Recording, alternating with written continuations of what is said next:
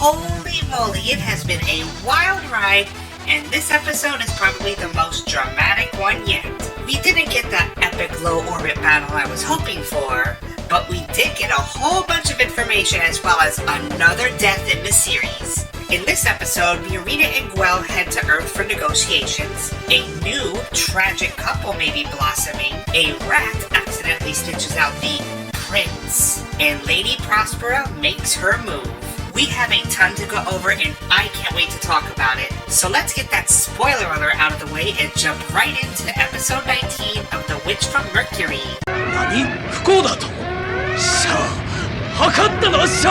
We begin in Earth's low orbit station, the Orbit Permit Lift Relay Station. Such a long name just for an elevator. But yeah, I was really hoping for a big battle and people getting fried while they're falling into Earth, but that didn't happen. So this is a little bit of a moment for Marina, as throughout this whole series, she's been wanting to go to Earth. Though those intentions were never really revealed as to why she wanted to go to Earth so bad. Guel asked if Marina is happy to be coming to Earth, but she realizes the gravity of the situation.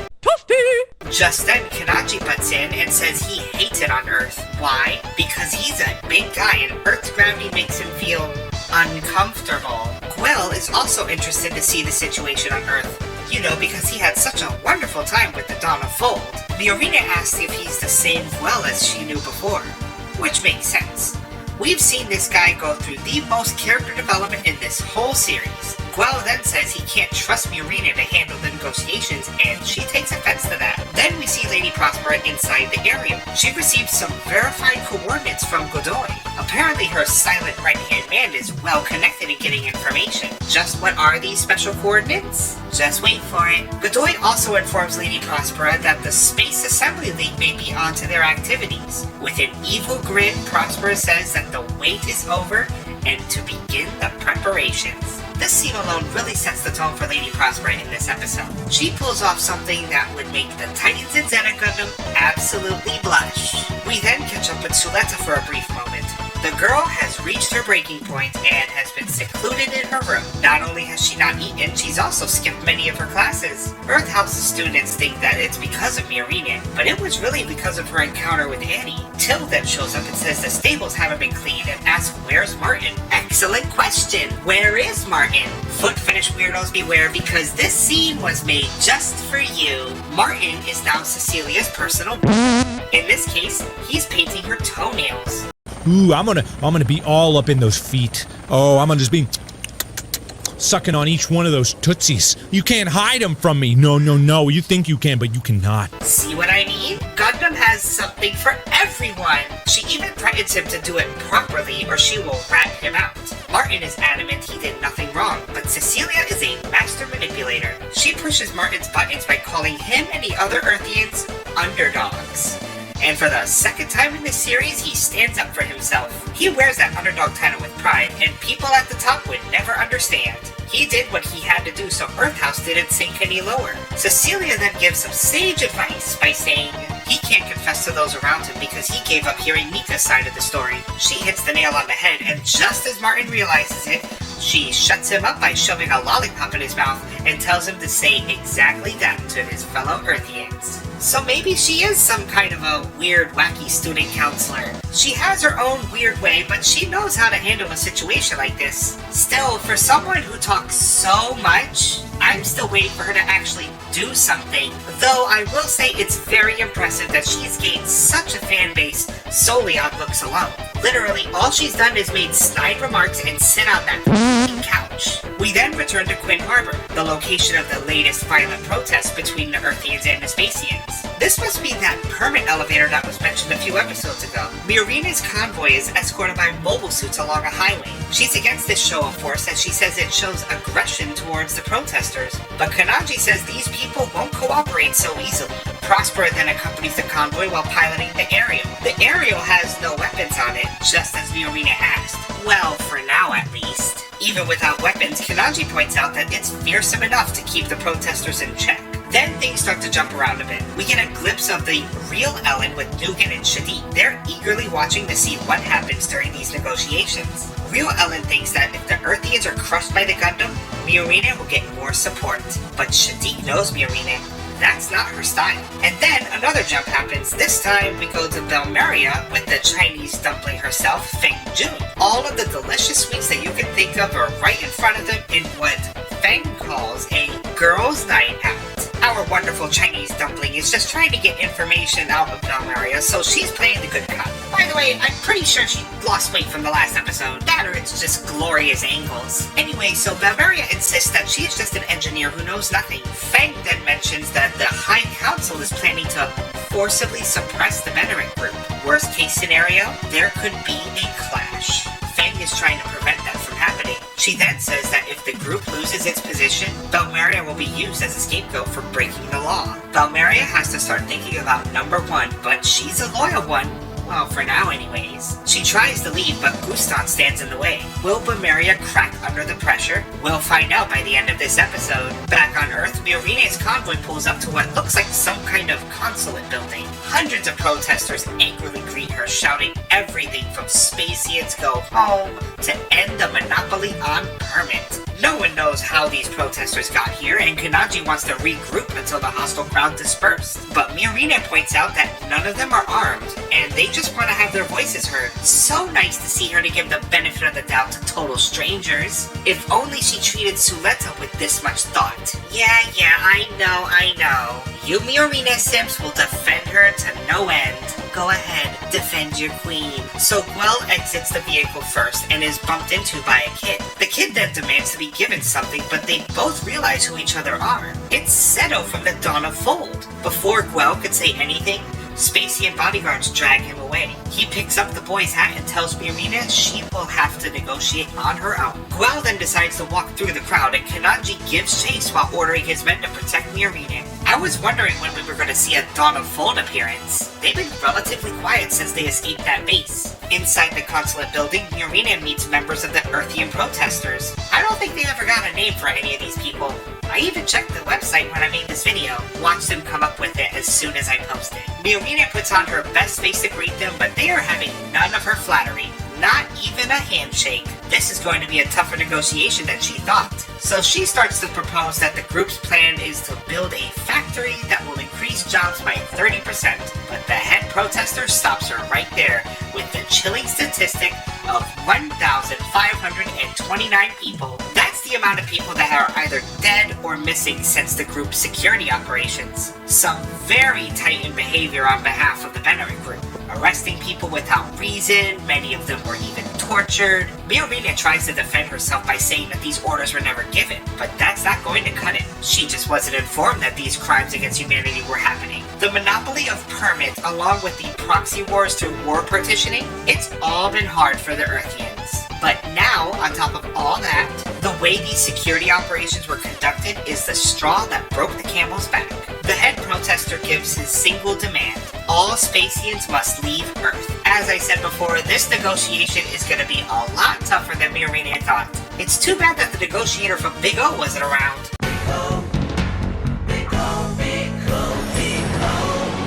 Again, another jump, this time going back to space. We see the Schwarzette all completed. Lauda is shocked by its sudden appearance and yells at a Jeturk worker on why there is a Gundam in here. He tells Lauda that it was some sort of joint venture with Gundam. And with that, that's all we get to see of the Schwarzette for the rest of the episode, because we have to go back to Norea, Elan 5, and Mika. Have they even left this room, or are they just forever cooped up in here? Anyway, so Norea is having a bit of a moment by scribbling in her book and saying die over and over and over. We already saw this with Miorine at the beginning of the series. She angrily throws her drawing pad on the ground and is absolutely losing it.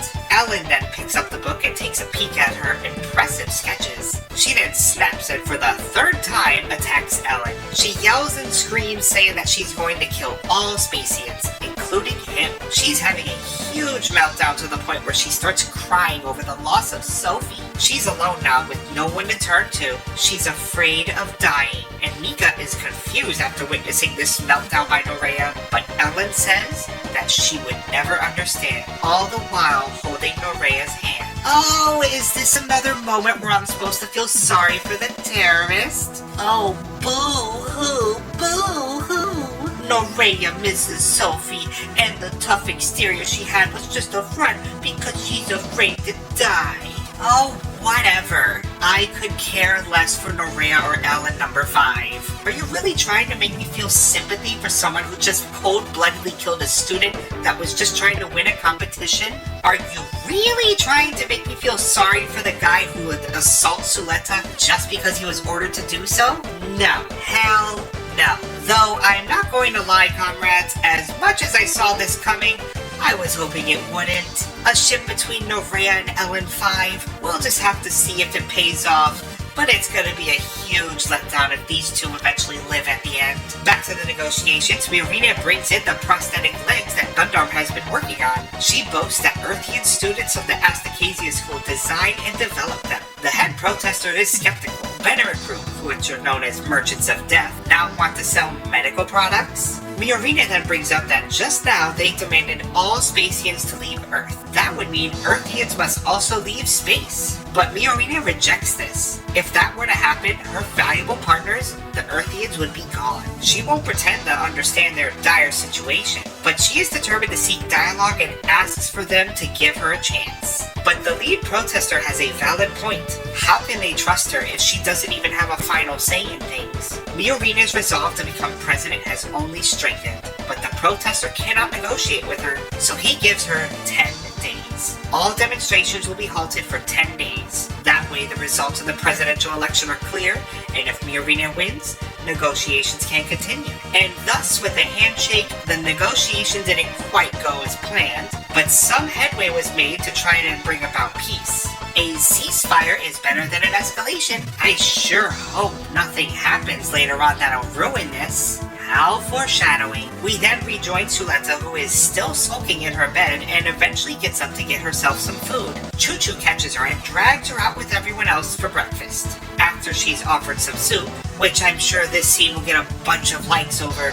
Ooh, look at the lips are wet from the soup. What attention to detail. Suletta says that the soup is delicious and has tears of joy. This right here is her home. Her friends who have backed her when no one else would. Just then, Martin shows up and comes clean to everyone about Nika. Choo-Choo and the others are surprised that Nika of all people would do such a thing, but Suletta comes to her defense. She was, after all, the lone witness that saw Nika trying to stop the terrorists, Sophie and Norea. What? You're upset that I called them for what they were? Terrorists? Well, I guess if you want me to, we could call them dead and soon to be dead. Anyway, so as hot-headed as Choo-Choo is about the situation, the strong and silent Till says only Nika can tell them for what she was doing. Until then, Martin needs to take care of those stables. My question is, will Nika have an opportunity to tell her side of the story? She's still in the clutches of Shaddiq, and he's not letting go. We then return to Earth as well, accompanied by a giant marshmallow. Returns Seto his hat.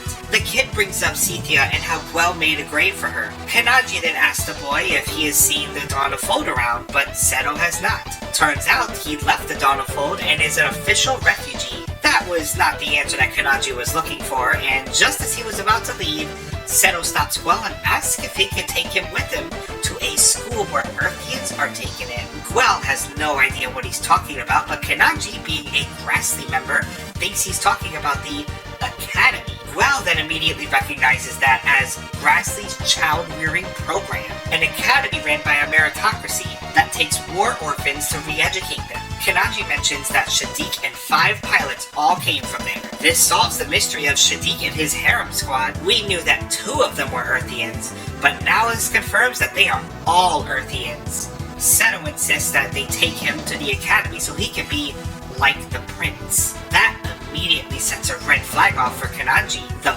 prince, an awesome guy who graduated from the academy and now helps Earthians. Kanaji then pins Seto against the wall and asks him who told him about the prince. Seto says that the adults said it, but Kanaji mentions that the prince is Shaddiq's nickname. His real name is Jaru Ogu, but once he was adopted, he gained the name Shaddiq Zenoli.